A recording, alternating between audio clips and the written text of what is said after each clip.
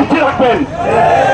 আমি আপনাদেরকে অনুরোধ করছি আপনারা ধৈর্য ধরবেন এবং আগামী দিনে আরো অনেক কাজকর্ম আছে, আরো অনেক প্রোগ্রাম আছে এবং সব ধৈর্য সহকারে আমাদেরকে পালন করতে হবে।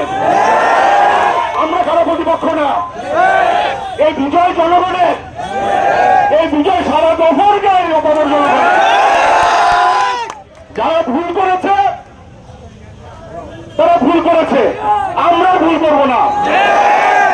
একটা কথা আছে, কুকুরের কাজ কুকুর করেছে, কামড় দিয়েছে পায়, তাই বলে কি কুকুরকে কামড়ানো মানুষের শোভা পায়?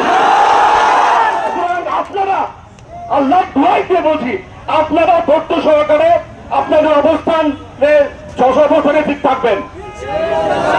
বিশেষ করে আমাদের সরকারি যানমাল অফিস আদালতের যেগুলো স্থাপনা আছে এগুলোর মধ্যে আপনারা একটুও যাবেন না, করবেন না এবং আইন শৃঙ্খলাগুলোকে, আইন শৃঙ্খলা বাহিনীকে তাদের নিজ দায়িত্ব অনুযায়ী কাজ করে সহজ করে দিবেন।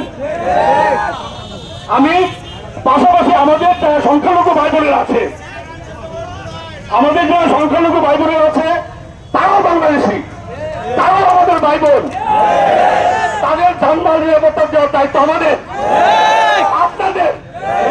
সুতরাং আমাদের নেতা, আমাদের দলের বড় নেতা তারেক রহমান সাহেব আমাদের নির্দেশ দিয়েছেন তাদেরকে বুকে হাত দিয়ে ধারণ করার জন্য। আপনারা এই ব্যাপারে সচেতন থাকবেন।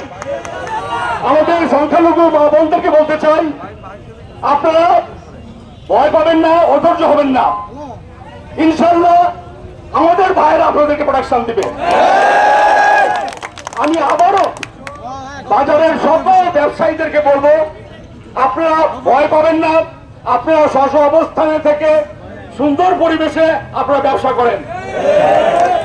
আমি কথা দিচ্ছি, আমি আমার সাধ্য সামর্থ্য অনুযায়ী আপনাদের পাশে থাকবো, আমি আপনাদের সাধ্য সামর্থ্যের পাশে থাকবো।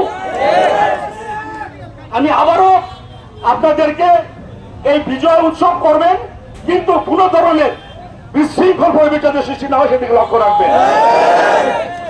আমি আপনাদের, আমার নেতা কর্মীদের প্রতি এবং সকলের প্রতি এই উদাত্ত আহ্বান রাখছি এবং আগামী দিনে আপনারা যে যেখানে আছেন, যে যেখানেই থাকবেন, যার যার এলাকার মহল্লার নিরাপত্তা আপনারা বজায় রাখবেন।